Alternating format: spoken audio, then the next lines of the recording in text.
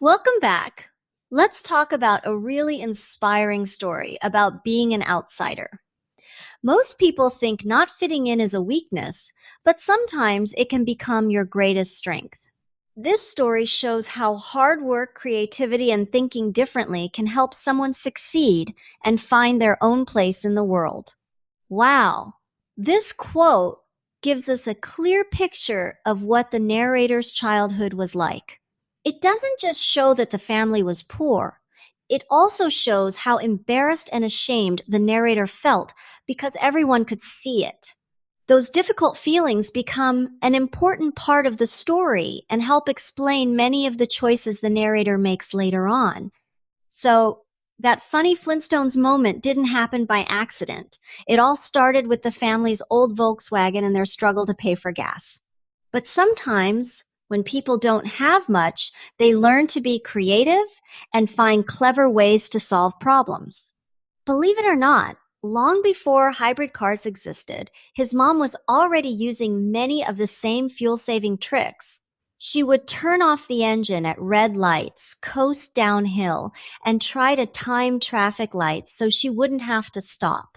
She did everything she could to save gas, showing just how resourceful and determined she was. But sometimes even all of her clever tricks weren't enough. When the car finally ran out of gas, the hardest part would begin. He had to get out and push the car through busy traffic little by little while everyone around could see him. So, how did he deal with feeling so embarrassed? He came up with a plan. He would take off his school blazer so no one would know which school he went to. Then he would keep his head down, hoping that none of the other students would recognize him. Every day it felt like he was trying to become invisible. Those experiences had a big impact on him. After finishing primary school, he moved on to Sandringham High, a school that reflected the changing South Africa after apartheid. For him, it was a completely new environment with different groups of students, new social rules, and many challenges to figure out where he fit in. To understand why this school was so different, you first need to know what a Model C school was. It was a type of school in South Africa that welcomed students from many different backgrounds. Kids from different races, neighborhoods, and income levels all attended the same school, creating a very diverse community. But even though all these students went to the same school, they didn't all become friends.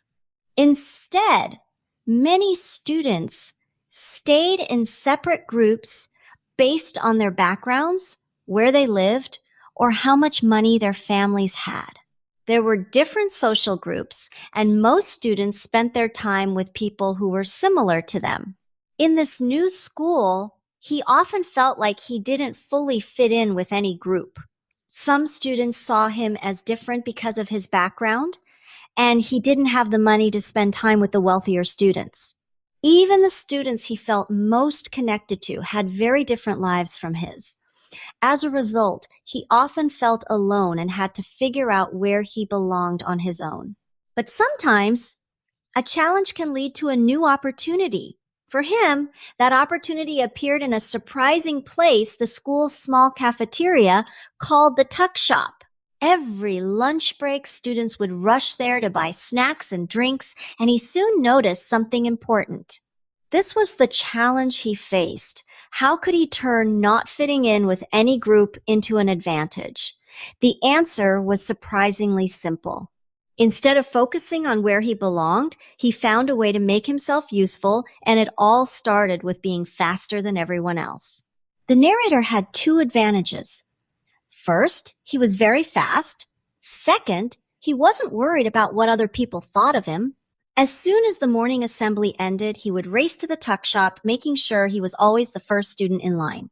Before long, other students started to notice that he was always first in line. Some of them asked him to buy snacks for them so they wouldn't have to rush to the tuck shop themselves. That's when he had an idea. He realized he could use his speed to help other students and earn a little money at the same time. And just like that, he started his own small business. He was no longer known as just the fast kid. Instead, he became the student who could get snacks for everyone.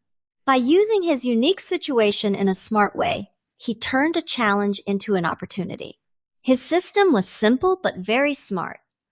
During assembly, he would take orders and collect money from other students. Then he would rush to the tuck shop, buy all the snacks they wanted, and deliver them during lunch for a small extra fee. His service helped solve a real problem for classmates who didn't want to wait in long lines. His best customers were students who wanted snacks but didn't want to rush to the tuck shop themselves. They were happy to pay a little extra for the convenience. By noticing what other students needed, he found a clever way to earn money and build his own small business. The business became successful very quickly. For the first time, he was earning his own money. He could buy his own lunch and even have some extra spending money. His small business helped solve one of the biggest challenges he faced, having enough money for everyday needs. But earning money was only part of what made this business important. The biggest change was social. Through helping other students, he began to connect with people and feel more included. He had found an unusual but effective way to build friendships and find where he belonged. He uses an interesting comparison to explain his new role at school.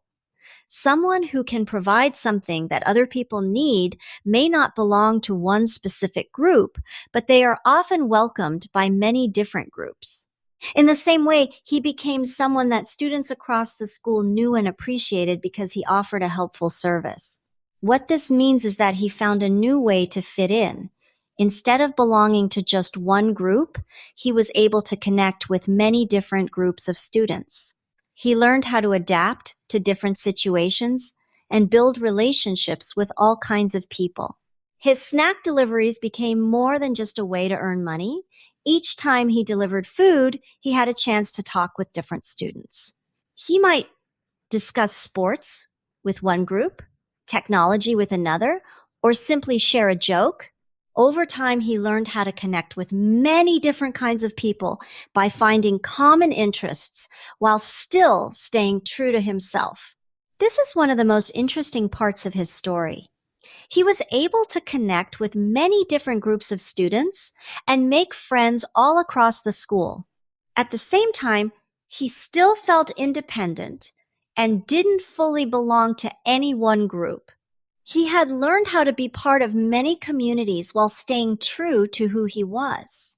This part of the story leaves us with an important question. Maybe fitting in isn't about changing yourself to join one group. Instead, maybe it's about finding your own path and building connections with many different people. By being yourself and using your unique strengths, you can create a place where you belong. This was the end of today's lesson. See you in the next episode. If you'd like more personalized feedback, writing support, and discussion sessions, they're available with me or with our selected tutors. All the details are here.